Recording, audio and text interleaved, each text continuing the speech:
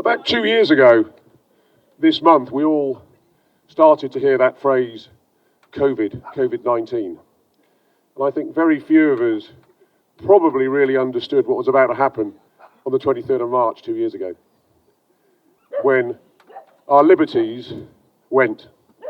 They were taken away from us because of a virus. The school playgrounds went quiet, the skies went quiet, our towns and cities went quiet, everything stopped.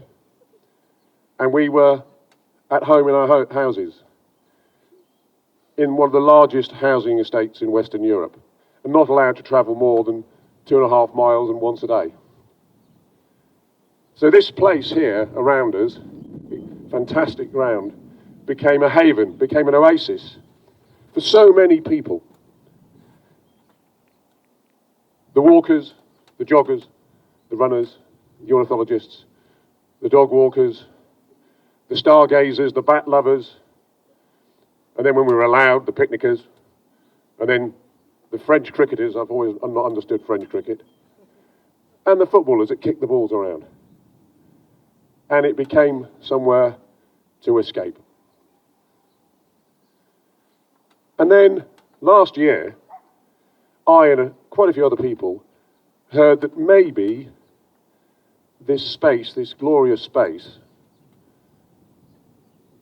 was going to be cling film wrapped in astroturf and bits of rubber. We heard that the quiet walks after our 9 hours of sitting in our bedrooms, what's lovingly called working from home, in the evenings would be shouted down by footballers. Mayfield and associated roads would have become a small but interesting racetrack. And the parking in all the roads around us would have changed from parking to just log jams. I was horrified. Many people were horrified. So then we thought, we need to do something about this. And us Brits often look at someone else and say, are you going to do something about it? But in this particular case, lots of people did something about it. And we talked to lots and lots of people, to councillors, to press, to scientists, to local groups. And actually, they all started to say, maybe it's not a good idea. And then, last weekend, the head of the council said to the walkers, the joggers, the bat lovers, the picnickers, actually, it's a bad idea. We're not going to do it. And that was a good thing. That was a good day. So this afternoon has changed from a sort of a protest over, please don't build a 3G pitch on the field, to a bit of a celebration of this space that we're all standing in and we're still allowed to stand in. It is a celebration. And also looking forward to make sure this stays like this. So, just to dig into this space and look at this fantastic space, I've got Bob from the Earley Environmental Group who do so much around this space to keep this green going. So I'd just like Bob to say a few words. Well, he's stolen part of my thunder because the bat lovers, any bat lovers out there? Hooray! And the dog walkers, the footballers, the young girls who learn to ride their bike on this field, and so there's one over there, my daughter. This is a great place. It's so tranquil, apart from when we're here now. It's a tranquil place. It's a space to be enjoyed. Whether you're playing football or walking your dog, you can enjoy this space. And I'm glad to say, as John said, we're keeping it this way. Now, thinking about that, how can we keep it this way? Well, it needs to be designated. And one of the things that people probably don't follow very well is planning. I'm going to bore you a little bit, but this is very important. This field is not designated in the local plan as anything but a field. It's part of the local urban area. However, the woods, the lake, are both designated as a local nature reserve. They are designated as a site of local wildlife interest, and they're designated as a site of strategic urban landscape value. They are very important designations. However, the field and the little field behind the pavilion, which could have been used or maybe as a car park, are not designated. In the updated version of the local plan, they are hopefully, if it all goes through as recommended, this field, the woods, the lake, the little field and the big field behind us would all become local green space and sites of urban landscape value. We need to support that plan because that plan will help protect this area and keep it for the bat lovers, the dog walkers, the frisbee throwers, the daughters learning how to ride their bikes. That's what we want, hooray! So, the Earley Environment Group, thank you very much, the Earley Environment Group have three main concerns about any proposal on this field, that field, or the small field behind the pavilion. 1, the loss of the field for you. 2, protect the impact on the woods themselves, which would be immense if any major development such as a football pitch came along. And this field is a buffer zone. This is why it's so important to be linked in planning terms to the woods. It's a buffer zone, protects the woods from damage from humans, as us, the dog walkers, etc., and protects the animals, insects, bats, and all the rest that live in there. So, what are those concerns? So if a pitch was built, this is what I would have been saying now if we were going ahead with this. 5-fold. Lighting. The lighting from the pitch, remembering it's going to cover most of this area, very large pitch area for full size 11 aside, it would have done, with surround fencing, 4.5 metre high fence, normal fence height for a football pitch, tennis court, etc. Possibly a 2.5 metre acoustic noise barrier, again making it very difficult. That effect on the lighting effect would have an effect on moths, the abundance of moths. There's one over there, I think, just coming out of its pupae.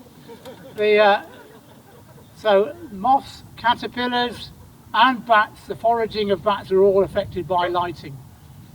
There would be the effect of the noise on mammals, birds in the woods and in the surround. And don't forget, this is also a route for bats. There would be the effect of the drainage from such a pitch. The drainage of this is an artificial field built by man when the housing estate was built. So the drainage affects the woods, it leaks through, it's already ponding in the woods, there's already problems with the trees because of the way the water runs off. An artificial pitch of that size would make it even worse. There would be the effect of the amenity itself. We wouldn't be able to walk across here without having to go right the way round. There would be the effect of the parking, the noisy activity into the evenings. There would be the effect of nighttime evening activity on all of the surrounding houses and from the car park as well. So huge effects. And the last one, research is showing that 3G pitches, just before I end, can cause pollution. The rubber crumb, the microplastics all leak out into the water systems and actually could pollute the woods as well. So there's 5 really strong reasons why a 3G pitch would not be good for this site. So ending on that, 5 strong reasons. The EEG, Early Environmental Group, would oppose any development on this field, anything that affects the woods and the lake. We oppose development of the small field behind the pavilion and of course the larger field behind me now. So we go back, we're going to keep it tranquil, a space for all and not for a few, and a space we can all enjoy. Bat lovers, dog walkers, frisbee throwers, all the lot. Thank you, and I'm going to hand over to Colin Mair. Well, good afternoon everybody. Thank you very much for coming. I'm Colin Mair, I'm the chairman of MERA, the Maiden Early Residents Association. And it is very, very good news that we learnt only last weekend that the proposal to create the football pitch had been rejected by the Borough Council.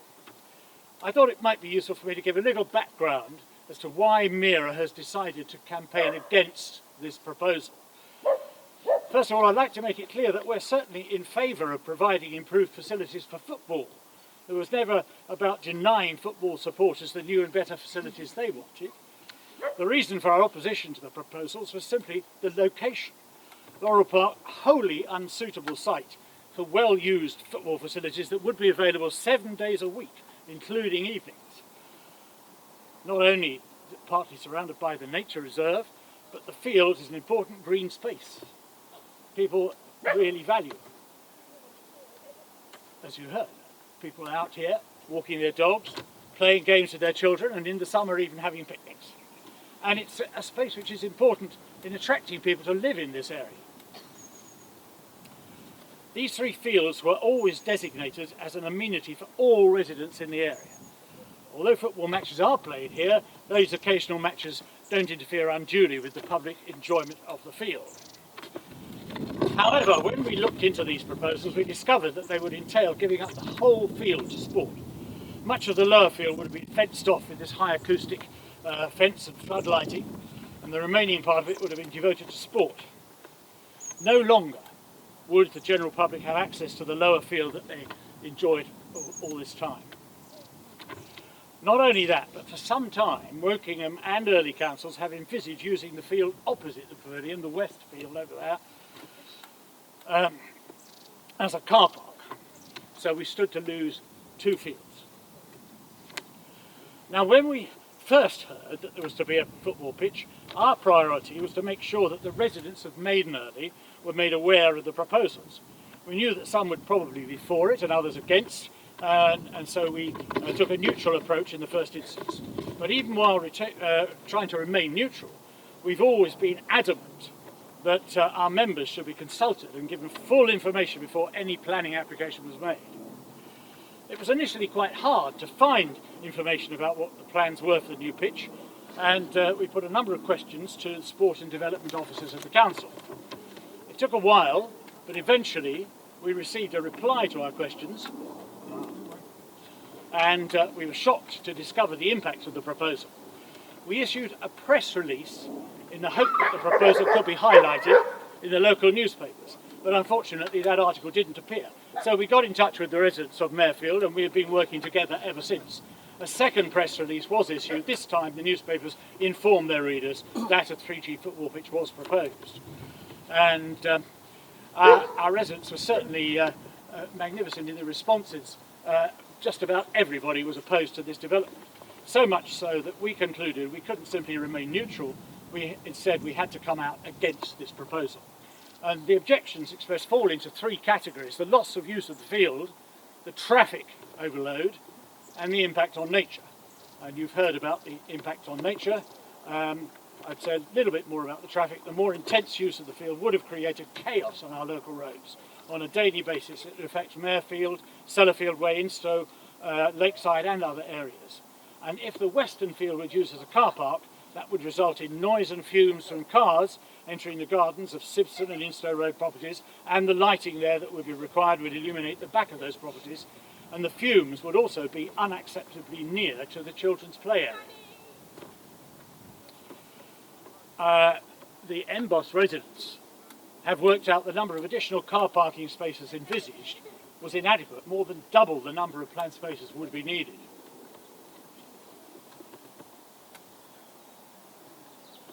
I'd like to express my thanks to all of you for raising your concerns, and a special thank you to Councillor Pauline Jorgensen and Clive Jones for listening to residents' concerns, rethinking their support for the scheme, leading the conclusion that, in the words of Council Leader John Halsall, the site is not suitable and therefore will not be progressed by this administration.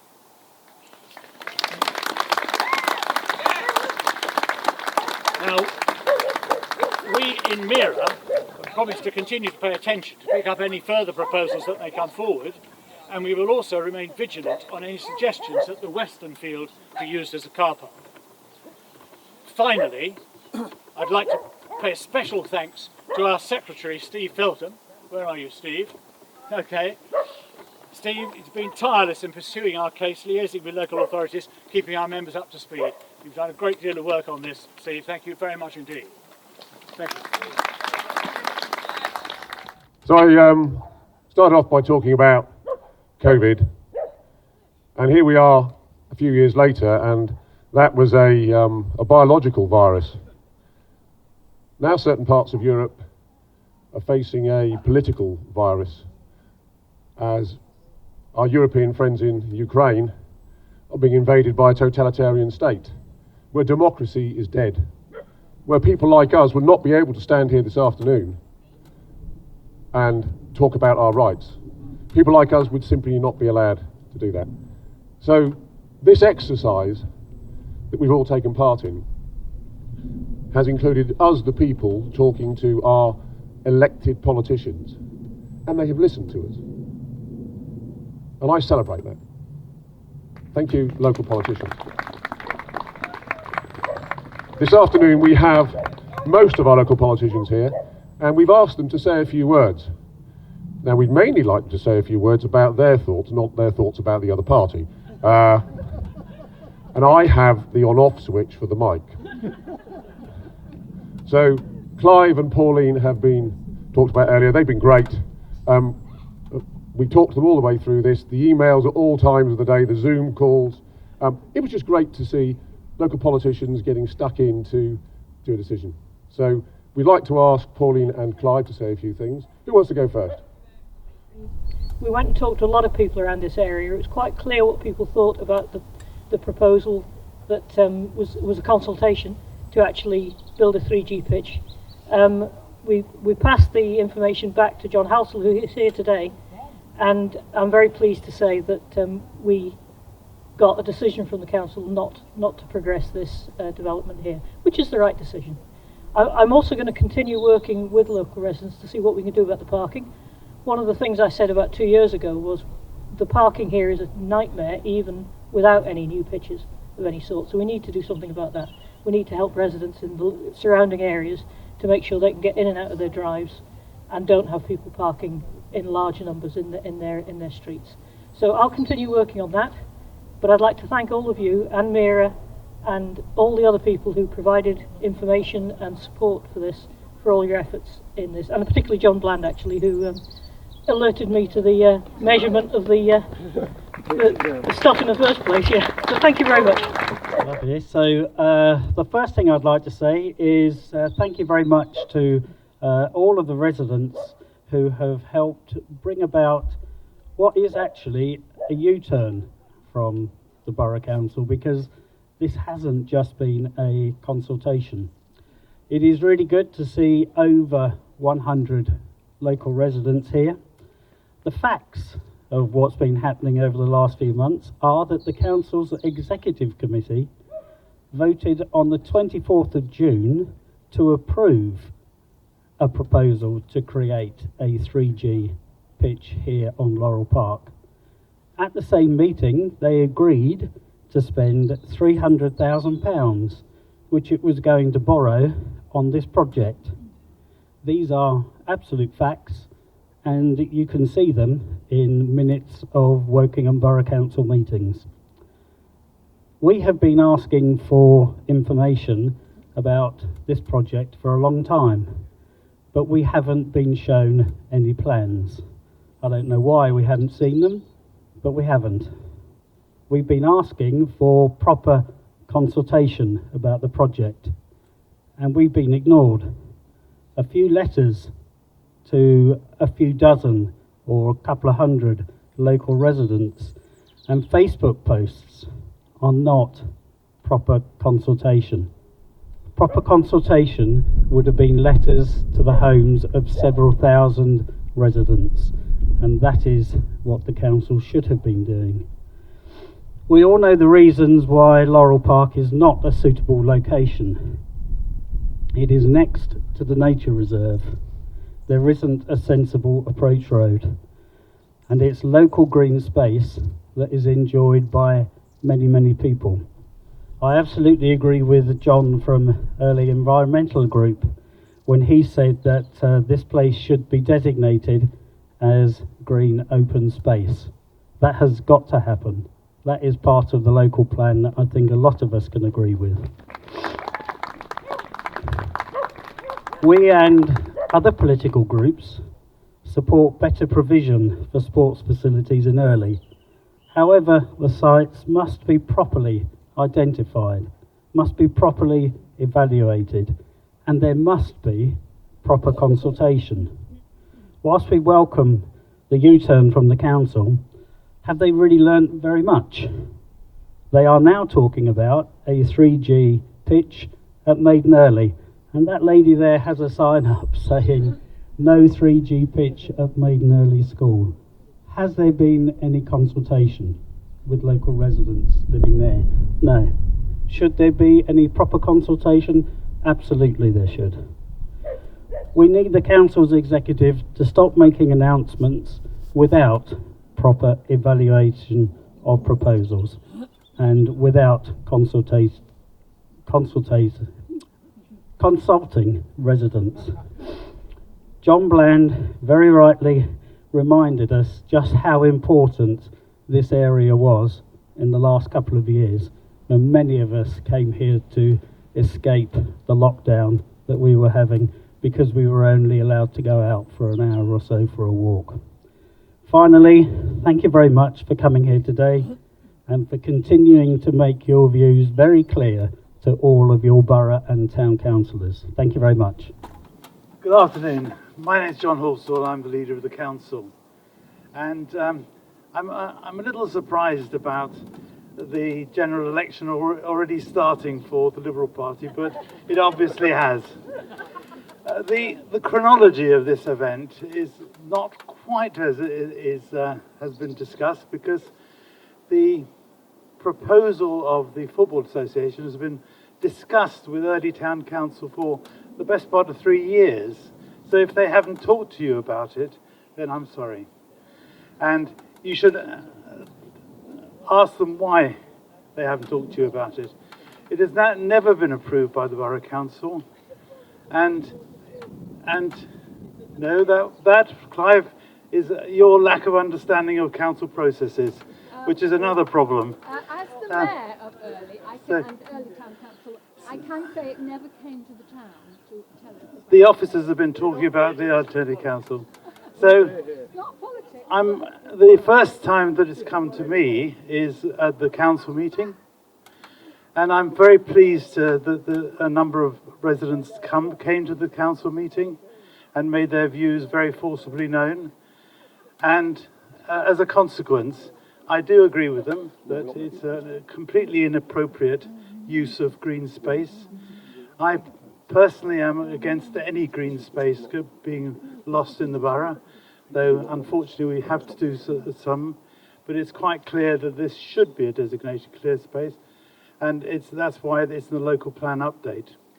So whilst I'm the leader of the administration, this will not be changed, and I'm very pleased to support that. Whilst I'm here, I'd just like to raise what John raised with the Ukraine. Our concerns seem very trivial as to what's happening there, and we, as a borough, we will be putting plans together. We are putting plans together to see what we can do to help, and to see what we will do if we are asked to have a huge number of refugees in the country.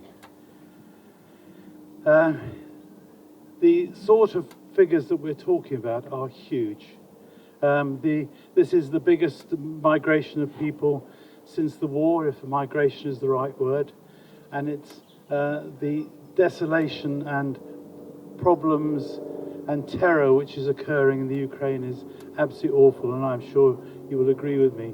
So I will be calling on you as other residents of the borough to support what we're doing, which will be massive.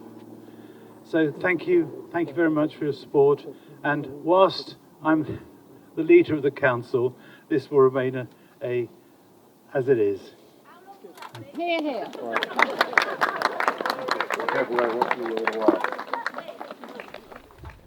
Okay, right. Well, thank you, politicians. We nearly avoided the party thing. So look, I just want to thank everybody that helped, all the leaflet people, the people that printed leaflets, that that ask questions. We've got the press here who'd quite like just to get a photo of people attending this afternoon. So you'd like people to gather around the dais, please. Just go a bit closer. No one's biting, and I think COVID is hopefully going away. So just come on in, everybody, and then John, you should stand at the front. Yeah, I think you ought to have all the, you Politicians. Stand at the front, John. The photo is going to be taken from. Where are you? Which way do you want us to face? Right.